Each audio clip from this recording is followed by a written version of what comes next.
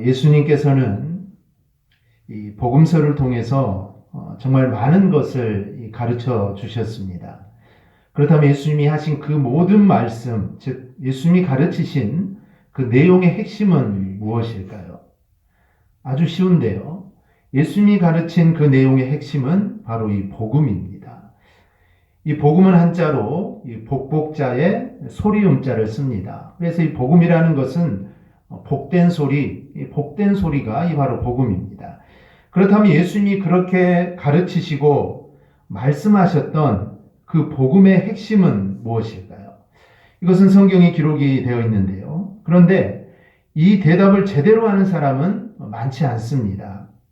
왜냐하면 우리가 예수 믿으면 복을 받는다는 이야기는 주로 많이 했지, 예수님을 믿는 게 과연 무엇인가, 우리가 예수님을 믿는 것이 과연 무엇인가, 여기에 대해서는 그렇게 우리가 많이 이야기를 하지 않습니다. 그렇다면 예수님의 가르치심의 핵심, 즉 복음의 핵심은 무엇입니까? 그것은 바로 이 하나님의 나라입니다. 즉 예수님은 복음에 대해서 말씀하셨는데 그 복음은 다른 것이 아니라 바로 예수 믿으면 복 받는다, 이것이 복음의 핵심이 아니라 바로 이 하나님의 나라입니다. 예수님이 복음을 전하실 때 맨 처음 하신 말씀이 바로 하나님의 나라가 가까웠다라는 말씀입니다.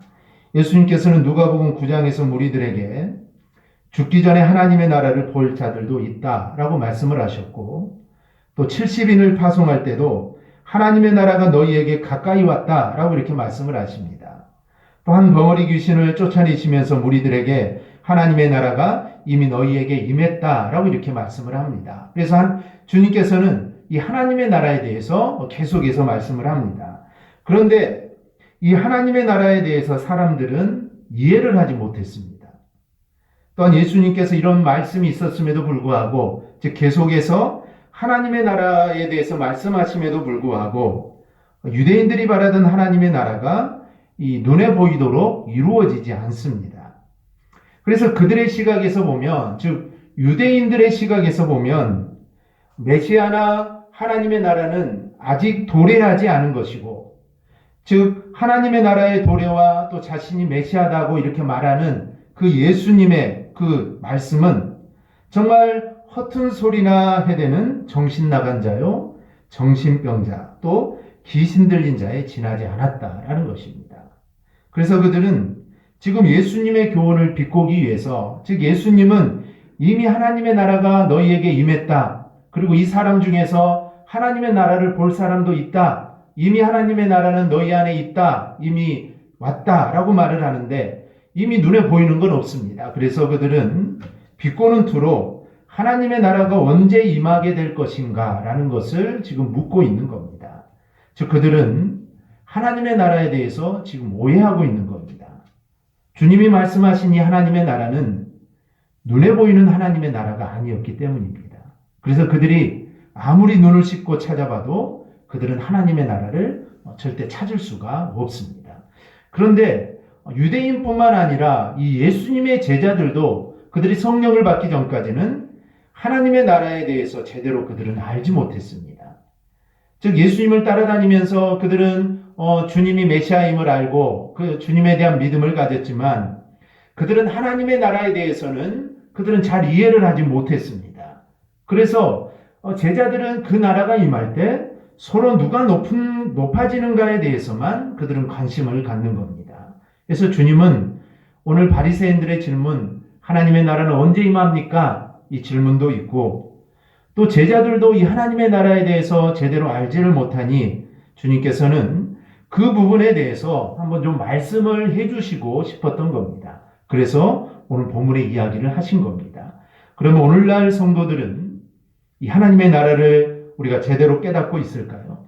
우리는 안다고 하지만 우리도 잘 모르고 있습니다. 즉 하나님의 나라에 대해서 우리도 잘 모릅니다. 따라서 오늘 하나님의 나라에 대해서 말씀하시는 오늘 본문은 바로 오늘날 우리가 정말 우리의 마음에 새겨들어야 할 그런 말씀입니다. 그럼 하나님의 나라에 대해서 주님은 무엇이라고 말씀하시는지 우리가 오늘 하나씩 또 살펴보려고 합니다. 첫째, 하나님의 나라는 너희 안에 있다라고 말씀을 합니다.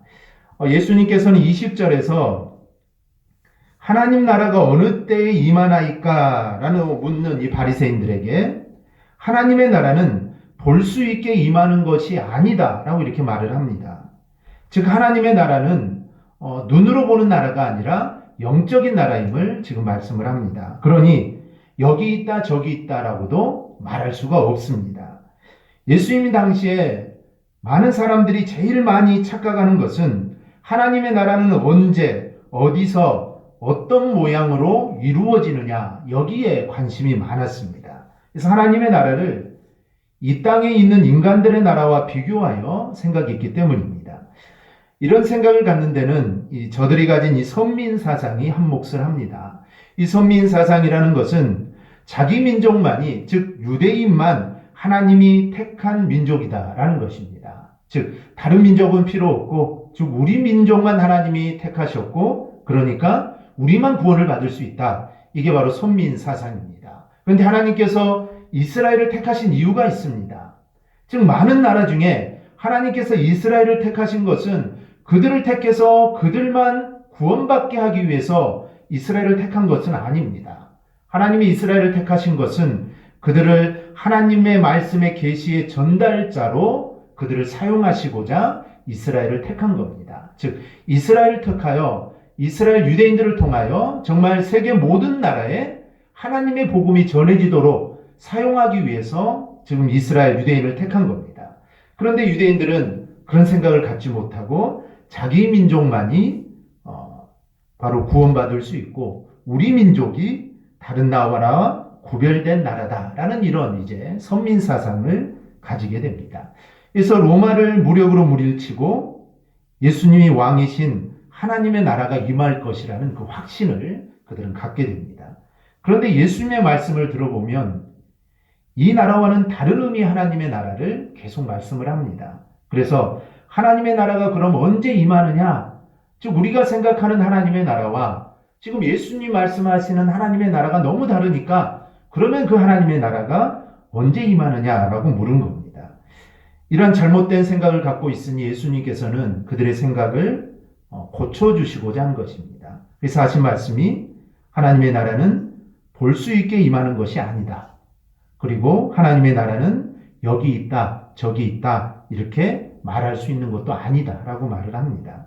그리고 또 말씀하시기를 21절에서 하나님의 나라는 너희 안에 있다 라고 말씀을 합니다. 이 말씀의 핵심은 하나님의 나라는 이 세상 나라처럼 보이는 나라가 아니라는 겁니다. 우리가 우리나라를 말할 때 무엇을 생각합니까? 우선은 이 한반도를 생각합니다. 이것은 바로 영토를 의미합니다.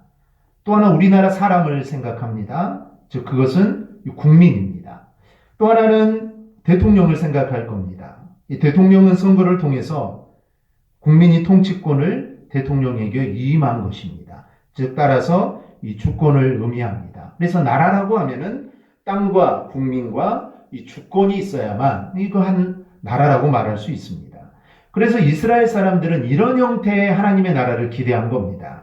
그러니 말만 하나님의 나라라고 한 것이지 그냥 이 땅에 있는 나라로 그들은 생각을 합니다. 하지만 주님은 하나님의 나라를 그런 나라와는 전혀 다른 의미로서 눈에 보이지 않는 나라, 그러니까 여기 있고 저기 있다 그렇게 말할 수 없는 나라다라고 말을 합니다. 그리고 이 말씀, 그 하나님의 나라가 너희 안에 있다라는 이 말씀의 핵심은 하나님의 통치권을 의미하는 겁니다. 즉 하나님이 다스림이 이루어지는 그 자리가 바로 하나님의 나라인 겁니다. 우리가 나중에 죽어서 갈 그 하나님의 나라, 거기를 우리가 하나님의 나라라고 하는 것은 그것은 하나님의 통치가 임하는 곳이기 때문에 하나님의 나라다라고 말을 하는 겁니다.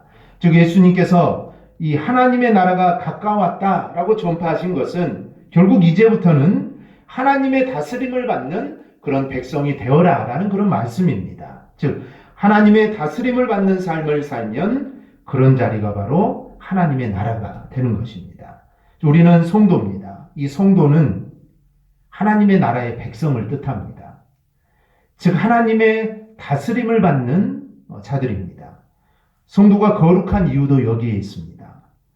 성도 자체가 거룩한 건 아닙니다. 우리는 거룩하지 않습니다.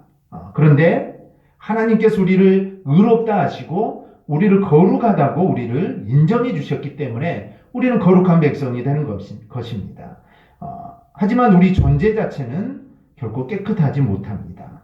하지만 우리가 제사함을 받은 이후부터 우리가 하나님의 다스림을 받아가기 때문에 세상 사람들과는 구별되어 이제 거룩한 백성이 우리가 된 것입니다. 그래서 예수님이 하나님 나라는 너희 안에 있다라고 하는 것은 결국 하나님의 다스림을 받는 자들에게서 하나님의 나라가 이루어진다라는 그런 뜻입니다. 그렇기 때문에 우리는 어디에 있든지 또 무슨 일을 하든지 이 하나님이 주권을 우리는 인정하는 자들이 우리는 되어야 합니다.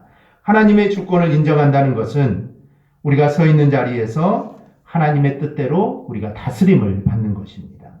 우리가 교회에서 예배하는 것만 하나님의 다스림을 받는 건 아닙니다. 교회에서 예배하는 것만 통해서 우리가 하나님의 다스림을 받고 이제 예배가 끝나고 세상으로 나가면 이제 나는 하나님의 다스림을 받는 게 아니라 이제 나는 세상의 다스림을 받는다. 이런 것이 아닙니다. 우리가 직장에서 우리는 맡은 일을 할 때에도 우리는 하나님의 뜻대로 다스림을 받아야 합니다. 또 학교 생활에서도 마찬가지입니다. 학교 생활할 때도 하나님의 뜻대로 다스림을 받아야 됩니다. 이것은 쉬며 놀 때도 마찬가지입니다. 쉬며 놀 때도 우리는 하나님의 다스림을 받아야 됩니다. 그래서 우리가 하나님의 다스림을 받는 영역은 어디에 제한되는 것이 아닙니다. 즉 교회라는 곳 안에 이렇게 제한되는 것이 아니라 우리가 생활하는 모든 곳입니다. 그래서 내가 생활하는 그 모든 곳에서 우리는 하나님의 다스림을 받아야 합니다. 교회에서는 찬양과 기도는 잘하는데 장사를 할 때 사람들을 속인다면 하나님의 나라를 이루는 것이 절대로 아닙니다. 사업을 하는 성도가 헌금을 많이 드리는데 불법이나 편법으로 번 돈으로 헌금을 한다면 어떻게 되겠습니까? 이미 불법과 편법을 하는 사이에 하나님의 나라는 이미 무너지는 것입니다. 그래서 하나님의 나라는 바로 나를 통해서 이루어집니다. 우리의 삶의 전 영역에서 주님의 다스림을 받고 나아갈 때 하나님의 나라가 왕성하게 바로 이루어지는 것입니다. 우리 성도의 사명은 이 땅에서 하나님의 나라를 이루어가는 것이 우리의 이 사명입니다. 즉 예수님만 잘 믿고 나중에 천국 가는 것, 이게 우리의 사명이 아니라 이 땅을 살아가면서 하나님의 나라를 이루어가는 것이 우리 성도들의 이 사명입니다. 죽어서만 가는 것이 하나님의 나라가 아닙니다. 하나님의 나라는 이미 이 땅에서부터 하나님의 다스림을 받으면서 이루어 나가는 것입니다. 즉 하나님의 나라가 너희 안에 있다라는 말씀이 바로 이런 뜻입니다. 즉 하나님 나라의 핵심은 하나님의 뜻대로 다스림을 받아 나가는 데 있습니다. 우리의 삶이 하나님 말씀으로 다스림을 받고 있는지 우리는 늘 내 자신을 점검해 봐야 합니다. 내가 하나님의 말씀으로 만약에 다스림을 받고 있다면 지금 우리는 하나님의 나라 안에 있는 것이고 하나님의 나라의 확장에 우리는 지금 기여하고 있는 겁니다. 그런데 만약에 사람의 영역에서 우리가 온전히 하나님의 다스림을 받지 못한다면 회개하고 우리는 하나님의 나라를 받아들이는 자들이 되어야 합니다. 그러므로 우리는 우리의 삶의 영역에서 늘 하나님의 통치를 받고 우리는 살아야 됩니다. 하나님 말씀대로 우리는 살아야 됩니다. 그것이 바로 하나님의 나라 속에서 사는 우리의 삶임을 우리가 꼭 잊지 않기를 바랍니다. 또 하나는 이 하나님의 나라는 고난 속에 임하는 나라입니다. 하나님의 나라에 대한 가장 큰 착각은 그 나라가 영광을 받는 나라라고 생각한다라는 것입니다. 당연히 우리가 나중에 죽어서 하늘나라에 갔을 때는 우리가 영광을 받을 것입니다. 그런데 사람들은 이 땅에서 있는 하나님의 나라나 저 나중에 갈 우리 하나님의 나라, 이 모든 나라가 정말 영광만을 받는 나라다라고 생각을 한다는 것이죠. 그런데 세상 나라는 그렇습니다. 임금이 주인인 나라에서 임금들의 측근들은 어떻습니까? 여러 가지 혜택을 누립니다. 우리나라를 보더라도 지금까지 대통령들의 삶을 보면 주변에 있는 사람들이 엄청난 특혜를 누렸습니다. 임금이 주인인 나라는 바로 그렇습니다. 임금의 좌우편에 있기만 하면 됩니다. 다른 것 하지 않아도 임금 옆에만 있으면 됩니다. 그러면 임금을 제외한 모든 사람들이 자신에게 엎드릴 것이고 임금이 먹고 마시는 모든 것을 자신도 동일하게 먹고 마시게 될 겁니다. 제자들이 그런 식으로 하나님의 나라를 생각합니다. 그래서 하나님의 나라가 이루어지면 자신은 주님의 좌편 아니면 또 자신은 주님의 우편에 좀 앉게 해달라는 겁니다. 그래서 주님이 누릴 그 영광을 나도 좀 같이 누리겠다. 이게 예수님을 따라다녔던 제자들의 생각입니다. 그래서 좌편, 우편, 나는 더 크다, 작다 이런 말들을 그들은 하게 된 겁니다. 그래서 주님은 이런 잘못된 생각들을 주님은 깨셔야 했습니다. 그래서 하나님의 나라를 고통받는 나라다라고 이렇게 말씀을 합니다. 하나님의 나라의 본질이 여러 가지입니다. 즉 하나님의 나라는 이런 나라다라고 말을 하는데 하나님의 나라의 본질 중에 임의와 아직이라는 개념이 있습니다. 이 임의라는 말은 하나님의 나라가 이미 우리 안에 임했다라는 뜻입니다. 그런데 아직이라는 개념은 하나님의 나라는 아직 완성되지 않았다라는 그런 뜻입니다. 즉 완성된 하나님의 나라는 주님이 다시 오시는 그날 아마 이루어질 겁니다. 그래서 우리는 바로 이 임의와 아직 그 사이에 우리는 지금 살아가고 있는 것입니다. 그런데 이 땅에 이미 존재하는 하나님의 나라는 고난 속에 있을 수밖에 없습니다. 이 땅의 하나님의 나라는 영적으로 이루어졌지만 여전히 이 땅에 있기 때문에 세상과 전투를 할 수밖에 없습니다. 세상과 전투를 하면 당연히 고난이 따르기는 마련입니다. 예수님께서는 마가복음 10장에서 이렇게 말씀하십니다. 내가 진실로 너희에게 이르노니 나와 복음을 위하여 집이나 형제나 자매나 어머니나 아버지나 자식이나 전토를 벌인 자는 현세에 있어 집과 형제와 자매와 어머니와 자식과 전토를 100배나 받되 박해를 겸하여 받고 내세에 영생을 받지 못할 자가 없느니라 말씀을 하십니다.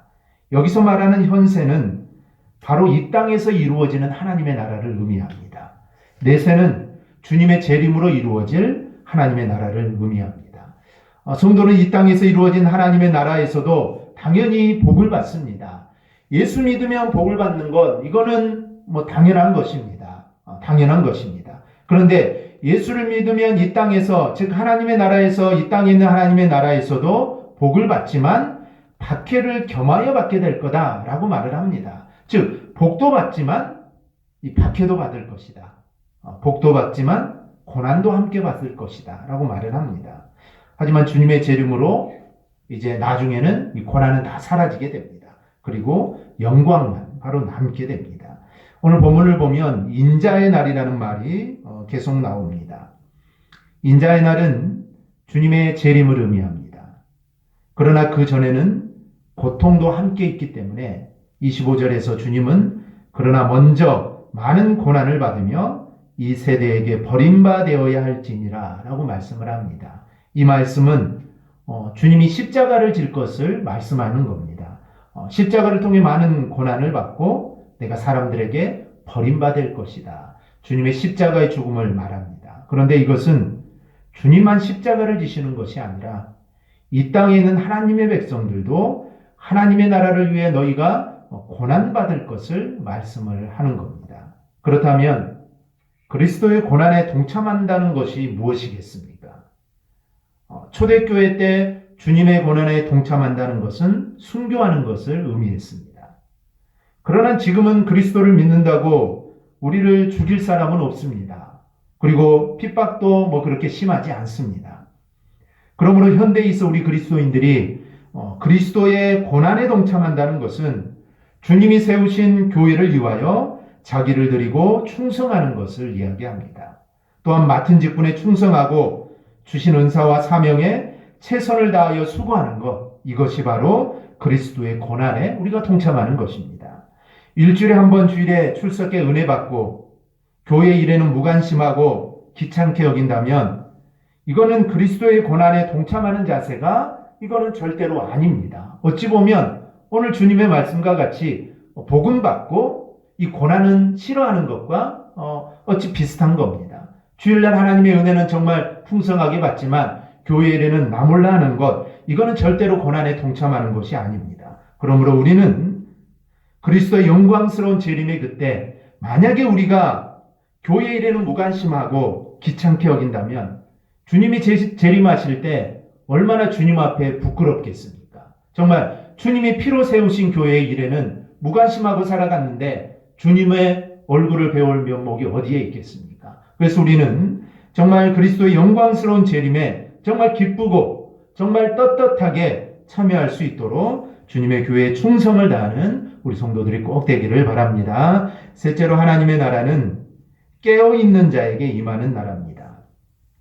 이 갈등이라는 말이 있습니다. 사람들이 갈등을 부정적으로만 사용하지만 성도는 항상 갈등 속에 있어야 합니다. 이 갈등이라는 말을 달리 표현하면 깨어있음입니다.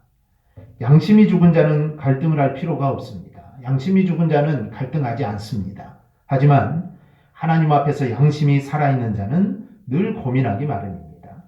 이익을 볼 수 있는 길이 눈앞에 있지만 정말 내가 이렇게 하면 눈 한 번 감으면 정말 수많은 이익이 내 앞에 오지만 하나님의 거룩하심을 따라 눈앞의 이익을 포기하는 자가 우리는 되어야 하기 때문입니다. 그래서 이렇게 결정하는 것을 갈등이라고 합니다. 결국 하나님의 나라의 삶을 살고 있는 자만이 갈등을 하는 겁니다. 하나님의 나라의 삶을 살지 않는 자는 세상에서 갈등하지 않습니다. 갈등할 필요가 없겠죠. 하지만 하나님의 나라의 삶을 살고 있는 자는 세상에서 갈등합니다. 이렇게 할까 저렇게 할까 갈등할 수밖에 없습니다. 예수님께서는 노아의 때를 이야기하시고 또 28절 9절에서 롯의 때를 이야기하십니다. 노아가 살던 시대의 실상이 어떠했습니까? 그 시대에는 선과 의는 찾아볼 수가 없습니다. 죄악과 불의만이 세상 사람들의 생활과 마음을 지배하고 있었습니다. 그래서 창세기 6장에 보면 여호와께서 사람의 죄악이 세상에 가득함과 그의 마음으로 생각하는 계획이 항상 악할 뿐임을 보시고 땅 위에 사람 지으셨음을 한탄하셨다라고 말을 합니다. 그들의 생각은 항상 악합니다. 선할 때도 있고 악할 때도 있으면 그래도 좀 하나님이 좀 참을만 하겠는데 그들의 계획하는 것은 항상 악합니다. 그리고 그들은 항상 죄악에 빠져 있습니다. 그러니 하나님께서 사람 지으셨음을 한탄하시게 됩니다. 더욱이 노아 당시 사람들은 노아가 방주를 짓는 이유에 대해서 그들은 무관심했습니다. 노아가 산에서 120년 동안이나 방주를 지었는데 노아의 식구 외에 그 어느 누구도 그 방주를 왜 짓는지 관심을 갖고 물어보는 사람이 단 한 명도 없었습니다. 여러분, 노아가 노아의 방주를 지으면서 이제 대홍수 심판이 닥쳐올 것이라고 분명히 예고하고 말했을 겁니다. 예고도 하고 너희도 이렇게 나처럼 방주를 지어가지고 홍수 심판을 예비하라고 계속해서 말했을 겁니다. 그럼에도 사람들은 먹고 마시고 장가들고 시집가는 즉 땅의 일에만 관심을 두고 살다가 홍수로 인해 그들은 다 몰살을 당하게 됩니다. 롯이 살던 소돔과 고모라를 유황불로 심판할 때도 마찬가지였습니다. 소돔 사람들은 롯을 구하고자 한 천사들을 음행의 대상으로 여기고 롯에게 그들을 밖으로 끌어내라고 합니다. 더 나아가 그런 것을 만류하는 롯을 폭력을 가하려고까지 했습니다. 그리고 롯이 곧 이 성이 하나님의 큰 심판이 내릴 것이니 어서 피하라고 했지만 그의 사이들마저 그것을 농담으로 여겼습니다.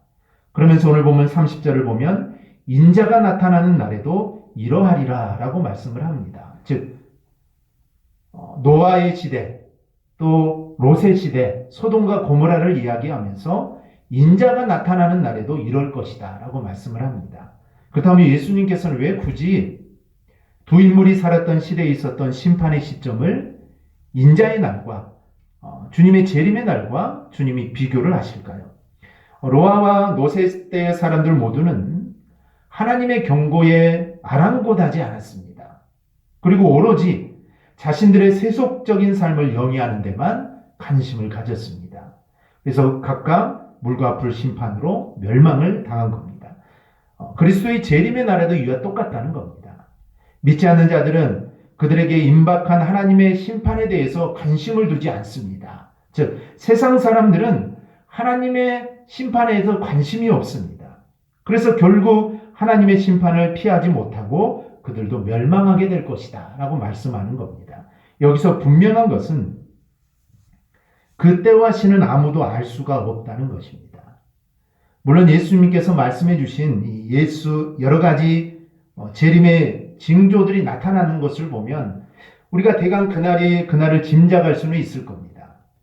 그러므로 주의 재림이 은밀히 그리고 정말 갑자기 임한다는 것을 우리가 기억하고 우리 모두는 깨어 그날을 준비해야만 하는 것입니다. 예수님께서 이렇게 인자의 때를 이야기하면서 너희가 지붕 위에 있든지 밭에 있든지 집안 세간의 마음을 빼앗기지 말라라는 것입니다. 즉 가야 할 길을 가야 되지 절대로 뒤로 발목이 잡혀서는 안 된다라는 것입니다. 이것은 깨어 있으라는 것입니다. 또 한밤에 하나는 데려감을 당하고 또 하나는 버림을 당한다고 했습니다. 맷돌 갈던 두 여인 중 하나는 데려감을 당하고 하나는 버림을 당한다고 합니다. 이것도 깨어 있어야 된다라는 것을 말씀을 하는 겁니다. 또 37절에서 주검이 있는 곳에 독수리가 모인다고 하셨습니다. 이것은 너희가 깨어 있지 않으면 여러 사람들이 사는 대로 따라가다가 너희도 멸망을 당한다라는 것입니다. 이렇듯 하나님의 나라는 항상 깨어서 하나님의 말씀을 이루려는 자의 나라입니다. 이미 이루어진 하나님의 나라의 삶을 사는 것도 또한 완성된 하나님의 나라가 이루어지는 것도 이 모두 깨어있는 자에게 주어지는 것입니다. 주님이 언제 오실지 모른다고 우리가 나태해지면 자신도 모르는 사이에 주님이 오시고 그때 난처하게 된다라는 것입니다. 그러므로 우리는 늘 깨어 있어야 됩니다. 즉 주님이 오시는 그날을 우리는 고대하며 우리는 늘 깨어 있어야 됩니다. 그럴 때 우리는 정말 당황하지 않고 주님을 맞이하게 될 것입니다. 말씀을 정리합니다. 이 하나님의 나라는 죽어서만 가는 곳이 아닙니다.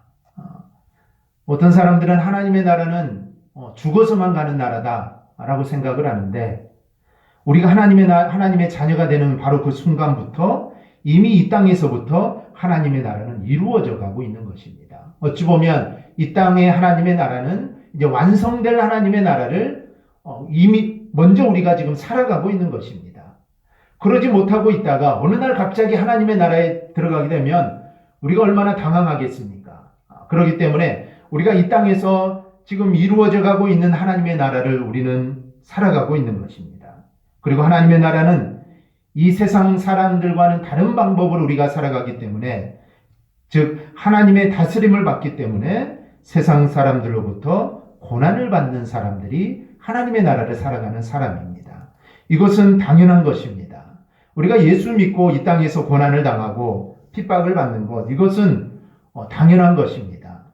그러므로 우리가 주님으로 인해 고난을 받을 때 우리가 정말 낙심하지 말고 내가 지금 당하는 것을 정말 당연히 내가 당하는 것을 받고 있다고 생각하시고 우리가 위로를 받으시기를 바랍니다. 그럼에도 하나님의 나라는 깨어있는 자들에게 영광으로 임한다라는 사실을 우리는 기억하고 지금 여기부터 내 삶을 통해 또 내 가정을 통해 또 내가 섬기는 이 교회를 통해 하나님의 나라를 이루어가는 우리 성도들이 되기를 주님의 이름으로 축원합니다. 아멘. 기도하겠습니다.